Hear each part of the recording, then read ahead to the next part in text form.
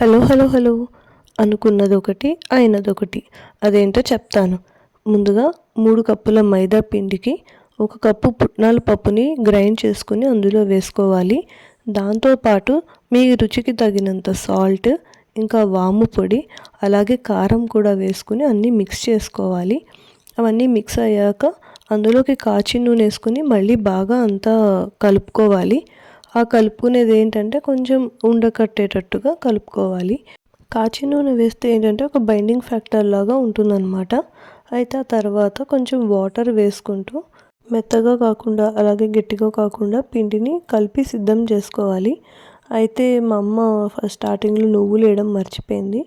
అందుకని చెప్పి మళ్ళీ నువ్వులు కూడా యాడ్ చేసి మళ్ళీ అంతా కలుపుకుంది. ఇంతవరకు అనుకున్నట్టే అవుతోంది అనుకున్నాము. అయితే చెప్పా కదా, అనుకున్నదొకటి అయినదొకటి అని.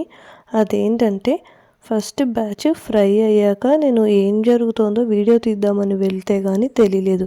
యాక్చువల్గా ఇది జంతికలు చేయాలనుకుంది, కానీ చూసుకోకుండా బియ్యపిండి బదులు మైదా వేయడంతో మొత్తం కాన్సెప్టే మారిపోయింది.